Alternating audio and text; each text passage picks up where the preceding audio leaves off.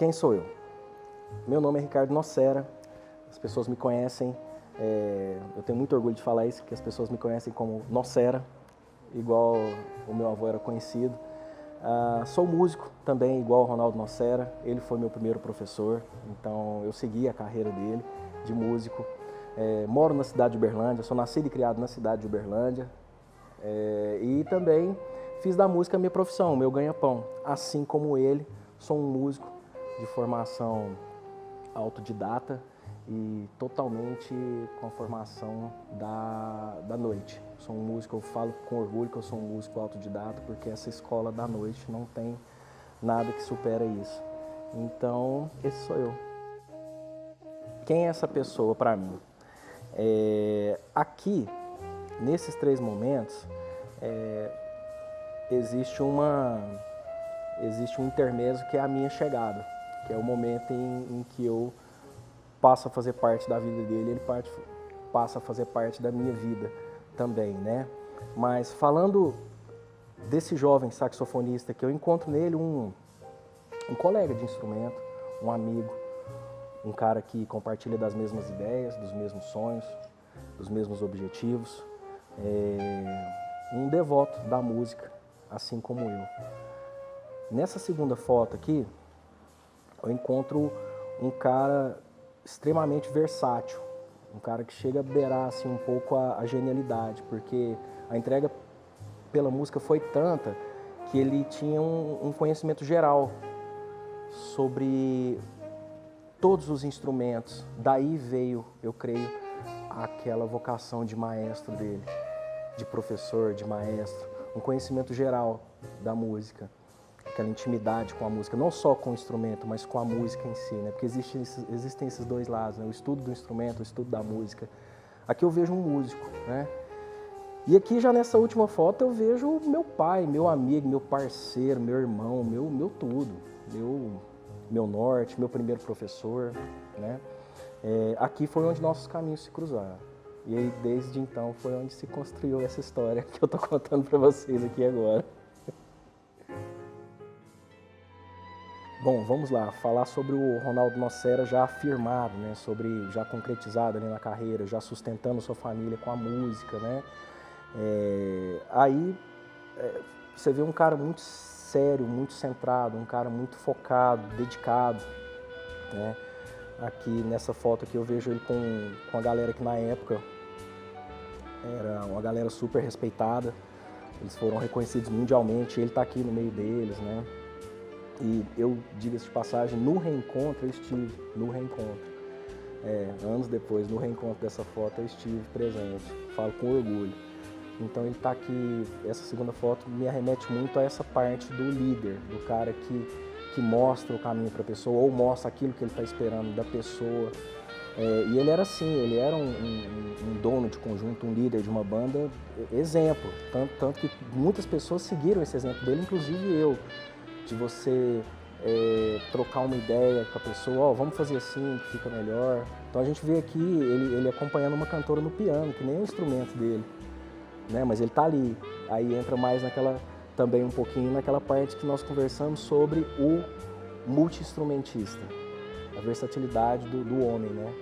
Do Ronaldo Nocera homem. Mas eu vou pegar nas minhas primeiras lembranças como ser humano, que são minhas lembranças de criança, eu chegando num teatro assim, o meu avô regendo a orquestra num teatro, né? E ao final da apresentação, o teatro todo aplaudindo o meu avô, né? E ao final da apresentação ali, todo o reconhecimento, todo o abraço, o carinho das pessoas.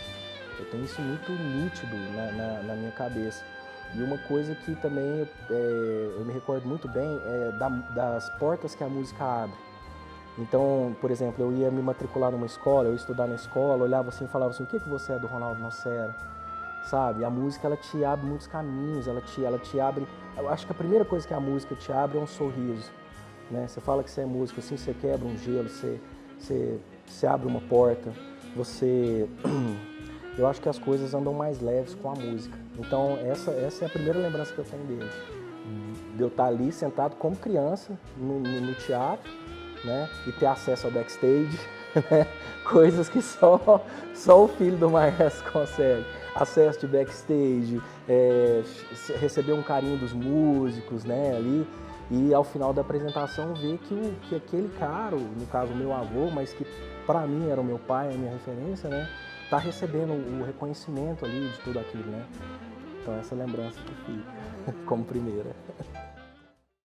Bom, falando do Ronaldo Nocera, maestro, arranjador, né? As lembranças que eu tenho dessa fase, e eu falo com orgulho por ter vivido nela também, foi um momento de transição. Eu me lembro que era um momento de transição na vida dele, em que ele estava saindo, ele estava conciliando a vida noturna, o tocar em bares, em eventos, com a parte, digamos assim, entre aspas, né, acadêmica da coisa, de você dar aula, né, ter um cronograma ali a ser cumprido, né?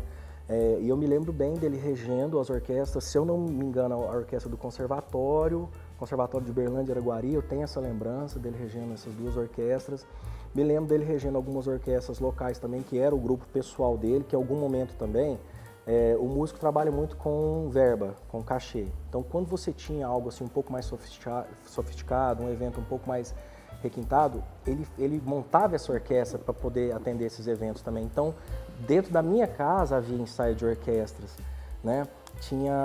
Eu me lembro muito bem que vários músicos aqui da cidade, um deles em especial, assim, eu carrego no meu coração esse cara, que é o maestro Joeber, o nosso maestro da banda. Eu me lembro do Joeber rapaz lá em casa, ele menino, adolescente, na minha casa, na casa dos meus avós ali, ele ensaiando com a bandinha do conservatório lá, meninada jovem e tal, e a idade deles coincide com a idade da minha mãe. Eles eram os amigos ali da turma da minha mãe e tal. E eu criança ali, vendo esse pessoal todo ali ensaiando dentro da minha casa. Aí minha avó sempre passava um cafezinho e tal. A música tem dessas coisas, né? Uma coisa meio acolhedora, né? De ter um cafezinho passado, de aquele papo musical que é muito gostoso e que flui. Então é isso. Essas lembranças que eu trago dessa época aqui. Esse momento aqui é o momento exatamente o momento em que eu me concretizo como músico, que eu decido ser músico, que é ali finalzinho da minha pré-adolescência, entrando na adolescência, eu tomo a decisão de virar músico. Tenho a alegria de ter ao meu lado o meu primo Rafael Nocera, que também se tornou um grande saxofonista, né? Aluno do meu avô também, ou seja, tivemos a mesma escola. Falo isso com orgulho porque o Rafael hoje é um grande amigo, além de ser meu primo, ele é um grande amigo, é um companheiro de trabalho, um colega de instrumento. Então existe, além desse carinho, desse amor por ele, existe o respeito também, porque é um cara que está ali vivendo das mesmas dificuldades que as suas, né? As dificuldades da profissão e também colhendo os louros da profissão também, porque a música é muito gratificante, né? Então nesse momento aqui é o momento em que a gente se firma como músico, em que a gente resolve, porque o meu avô ele nunca nos forçou.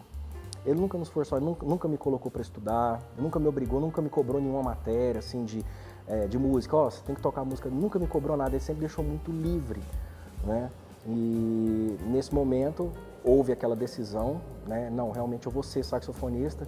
É uma história muito engraçada o meu girar de chave, porque assim, eu sempre tive intimidade com o sax, não sei se por ver meu avô tocar ou por ter às vezes um certo talento com aquilo, algo que eu carregue no meu DNA, né? Mas eu tinha muita intimidade com o saxofone. Então tem uma foto minha, eu com 3 anos de idade, segurando o saxofone e a embocadura do sax aqui, pronta, que é algo que muitas pessoas, muitos aspirantes a saxofonistas ou demoram para adquirir ou nunca conseguem. Eu estava com essa embocadura pronta. Mas o que acontece? Até a adolescência foi na brincadeira, foi naquele assim, ó, deixa eu pegar um pouquinho, deixa eu ver e tal. Na adolescência eu me firmo, eu falo assim, não, é isso que eu vou fazer pro resto da minha vida. Eu fui num show do Lulu Santos aqui no UTC e quem estava tocando era o Milton Guedes. E aí eu vi o Milton Guedes tocando na minha frente no show do UTC do Lulu Santos que teve aqui. Eu era de menor nessa época, eu tinha 13 anos. Não podia entrar de menor, só que o que acontecia no final dos shows aqui no UTC? Eles abriam a portaria para quem quisesse entrar. E eu corri assim, costurei tudo, fui lá pra frente do palco e vi o Milton Guedes fazendo um solo de Full Gás, assim, nunca esqueço, a música era Full Gás, do Lulu Santos. O Milton Guedes entrou no palco rasgando, assim, aí eu me emocionei, falei assim, meu Deus, que coisa mais linda. Aí eu parei e pensei, cara, eu tenho isso aqui dentro da minha casa, eu tenho um professor, eu tenho um sax, eu tenho tudo. É isso aqui que eu vou fazer pro resto da minha vida. Desse dia, então, até hoje, eu sou músico. Ele me privou de muitas dificuldades que os músicos enfrentam. ele me abriu muitas portas. Não só na parte assim de me ensinar, uma coisa que ele falava para mim que eu me lembro bem era assim, ó, meu filho, toca para tocar as pessoas, toca do jeito que as pessoas querem ouvir, não toca para você não, só para você não. Vai ter um momento que você vai tocar para você, né? Mas toca para as pessoas, vê o que aquela pessoa espera de você, né? Porque de repente você pega, e isso acontece muito comigo, eu sou muito grato por isso, sabe, assim, porque quantas vezes eu tô num lugar tocando, a pessoa chega e me pergunta, fala, cara, o que é isso que você tocou? Porque assim, eu nunca vi isso, eu nunca ouvi, e eu tô aqui emocionado, eu queria saber o que é isso. Aí você explica, não, aqui é uma música instrumental, esse instrumento é o saxofone, muita gente não conhece o saxofone, né? Muita gente não conhece, e aí acaba que eu sinto isso até hoje, esse legado que ele me deixou, né? De não só tocar, mas tocar as pessoas de alguma forma, deixar uma mensagem ali por onde você passa, porque o cara me ensinou a ser profissional, ele me ensinou a me dar o valor, a cobrar o valor certo, justo, a negociar, ele me ensinou esse lado profissional da coisa, a profissionalização da música. Esses dias eu fui abordado por um colega meu que veio me contar de quando ele era aluno dele aqui na fanfarra do museu, o quanto meu avô era gente boa, o quanto meu avô deixou uma mensagem boa ali para aqueles alunos. Tem a fanfarra do Estadual de Araguari também, e você vê essas pessoas hoje, assim, pessoas formadas, pais de família, né, avós, né, hoje são pessoas já com bem maduras, com idade avançada, assim, bem maduras mesmo, mas tem essa lembrança boa dele, né. E eu me lembro que nos últimos dias dele, já sem tocar, já um pouco desinteressado das coisas, mas nem sempre foi assim, né? Só os últimos dias assim, que antecederam a morte dele, que ele entregou mesmo os pontos, assim. Mas até pouco tempo antes disso, a gente ainda trocava uma ideia, a gente ainda sentava para conversar, ele me mostrava algumas músicas, eu mostrava outras músicas para ele. Durante muito tempo, assim, eu estava fazendo esses cálculos, foi mais ou menos desses 13, 14 anos de idade, né? Em que eu resolvo me tornar música e a gente se aproxima mesmo, assim, a gente vira unha e carne. Até os meus 22, 23 anos. Então foram assim 10 anos muito intensos, em que eu considero assim, sabe aquele filme O Curioso Caso de Benjamin Button, em que ele e a menina, eles cruzaram, durante um certo tempo eles foram felizes, né? Tem uma diferença de geração minha e dele de 50 anos. Quando eu nasci ele tinha 50 anos, né? Mas durante um tempo a gente se encontrou. Ele com o último suspiro de mocidade, de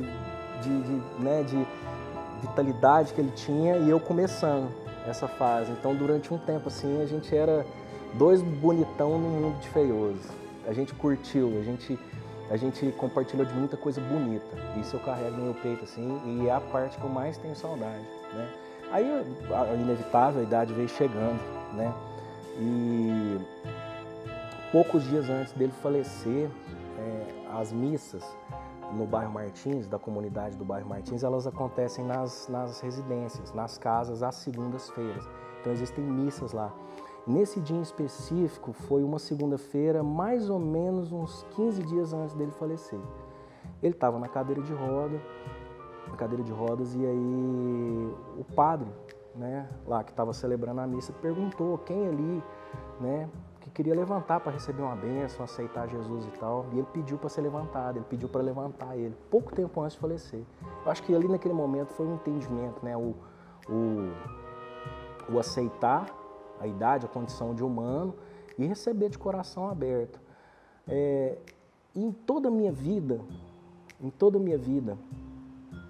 eu só encontrei uma pessoa parecida com essas atitudes que ele tinha e que era o maior ídolo dele.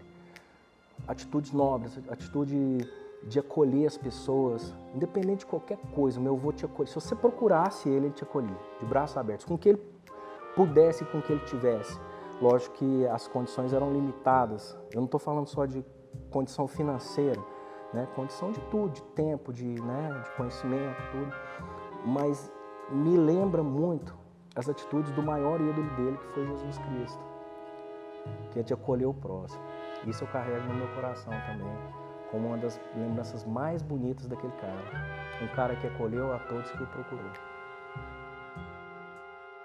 É muito difícil falar de quem você ama, né? A gente tem as qualidades das pessoas que convivem conosco, né? Dos amigos, das pessoas que se admiram e tal.